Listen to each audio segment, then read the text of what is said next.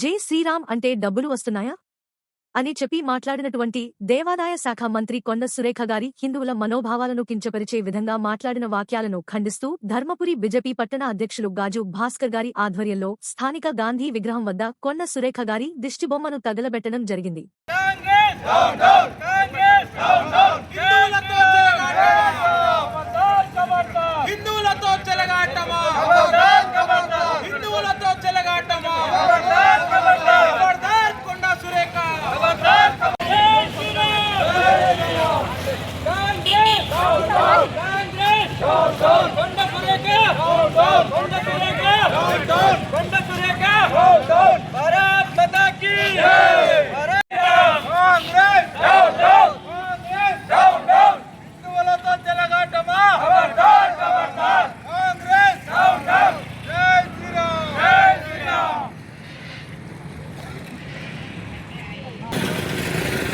నిన్నటి రోజున హన్మకొండ ఒక సభలో దేవాదాయ శాఖ మంత్రి అయినటువంటి కొండ సురేఖ గారు హిందూ దేవి దేవతల గురించి, శ్రీరాముడి గురించి, జై శ్రీరామ్ అంటే డబ్బులు పడతాయా అనుకుంటూ హిందువుల మనోభావాలు దెబ్బతీసే విధంగా మాట్లాడిన వాక్యాలను ఖండిస్తూ వెంటనే బహిరంగ క్షమాపణ చెప్పాలని ఈరోజు భారతీయ జనతా పార్టీ పట్టణ శాఖ ఆధ్వర్యంలో కొండ సురేఖ గారి దిష్టిబొమ్మ దగ్ధం చేయడం జరిగింది.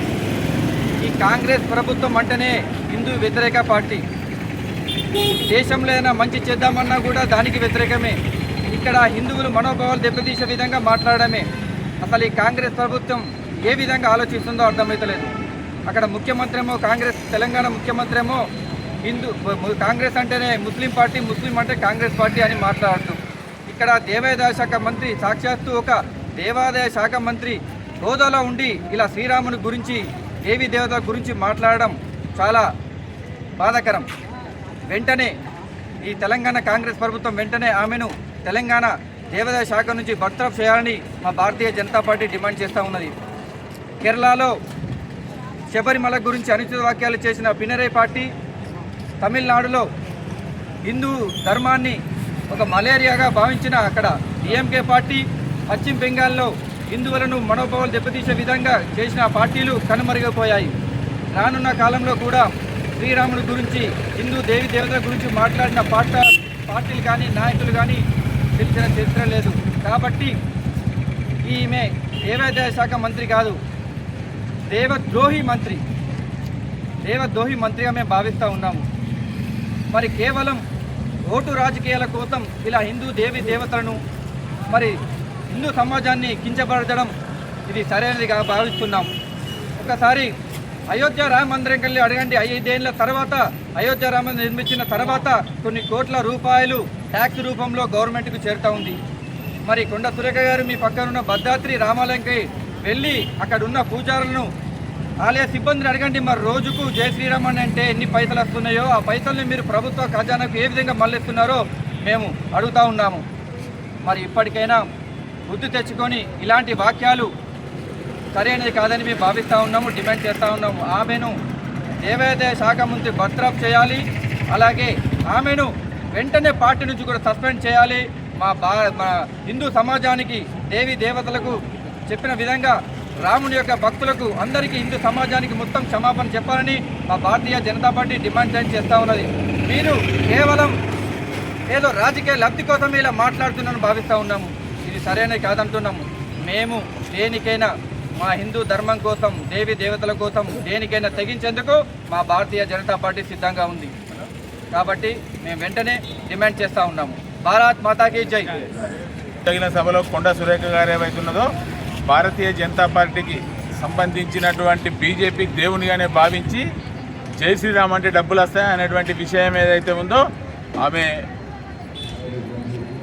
పిచ్చి దాని లేక మాట్లాడడం అది మంచి పద్ధతి కాదు అని చెప్తా ఉంది. ఈరోజు ఏదైతే ఉందో దేవతలు అందరూ కూడా ప్రపంచం మొత్తం కూడా జై శ్రీరామ్ అనేది మారుమోగుతూ ఉంటే పిచ్చెక్కి ఈరోజు కొండ సురేఖ గారు ఎవరైతే ఉన్నారో జై శ్రీరామ్ అనే పదాన్ని ఏదో వేరే దుర్మార్గంగా ఆలోచన చేయడం ఏదైతే ఉందో చాలా బాధాకరమైన విషయం. హిందువులను విమర్శించినటువంటి వాళ్ళు, హిందువులను బంధుగాళ్ళు అన్నటువంటి కేసీఆర్ ఎక్కడున్నారో మీకు తెలుసు. రాబోయే రోజుల్లో గ్రేటర్ హైదరాబాద్ ఎన్నికల్లో దృష్టిలో పెట్టుకొని మీరు హిందువుల మనోభావాలను దెబ్బతీసే విధంగా కాంగ్రెస్ నాయకులు ప్రవర్తిస్తున్నారు. ఇది మంచి పద్ధతి కాదు అని చెప్తా ఉన్నాం. నిన్నాక మొన్న కొద్దిగా సిగ్గు తెచ్చుకోవాల్సిన అవసరం ఉన్నది.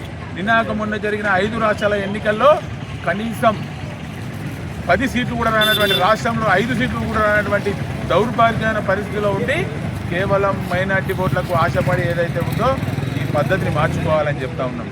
ఇప్పటికైనా హిందువుల మనోభావాలను దెబ్బతీసే విధంగా ప్రయత్నిస్తే ఊరుకునేది లేదని చెప్తున్నాం. కాంగ్రెస్ నాయకులు రోడ్ల మీదకి వస్తే తిరగలేనటువంటి పరిస్థితి కూడా ఈరోజు రాబోయే రోజుల్లో కలుగుతుంది. దీనికి ఉదాహరణ చెప్తా ఉన్నాం. మొన్న జరిగినటువంటి పశ్చిమ బెంగాల్ ఎన్నికలు కావచ్చు, అస్సాం ఎన్నికలు కావచ్చు, పాండిచ్చేరి ఎన్నికలు కావచ్చు, ఈరోజు కేరళలో శబరిమలను విమర్శించినటువంటి వాళ్ళ పరిస్థితి ఆ రోజు భారతీయ జనతా పార్టీ ఈరోజు అక్కడ ఖాతా చేసిందన్న విషయాన్ని కూడా గుర్తు చేస్తా ఉన్నాం.